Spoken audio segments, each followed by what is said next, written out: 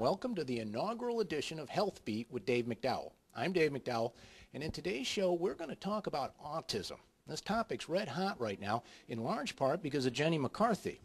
Her son was diagnosed with autism at the age of 2.5, but she claims to have beaten the disease by, among other things, changing her son's diet. She's written a book about it, and in the last couple weeks she's appeared on Oprah, Larry King, The View, and on the cover of People magazine. Right now, I'm going to talk to a local mother whose story is almost identical to McCarthy's. I'm here in Plymouth with Joanne Kerr. Joanne, tell me how you found out that Jonathon had autism. It was around the age of 2.5 that my husband and I had some concerns. So after talking to our pediatrician, we decided to have Jonathon evaluated at the local schools. And what did they tell you? They indicated that they felt that he was on the low end of the autistic spectrum. And now, how did that make you feel? We were scared. We didn't know really what that meant. We knew of autism, but we didn't know about autism. So we decided to try to learn as much as we could. Now, originally you sought out non-nutritional therapies, is that correct? Yes, that's correct. We just focused on Jonathon's learning style, which I do believe is an important part of the autism puzzle.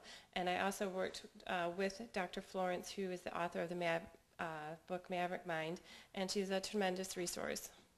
Now, you discovered a connection between nutrition and autism by accident, right? Yes, that's correct. There was a particular time when Jonathon became ill, and we had to limit his dairy intake.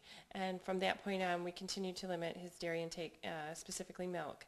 And about approximately 3 to 4 weeks later, he began to speak in sentences. And that's when you started looking at his diet? Yes.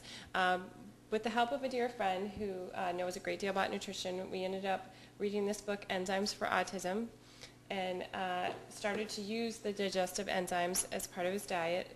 This one specifically breaks down the casein and the gluten, which is the wheat and the milk. And this one is a broad-spectrum enzyme that helps with a variety of food, but together they work very well. So that's one key. And then also we added probiotics. And probiotics are, they help build up the good bacteria in the immunity system.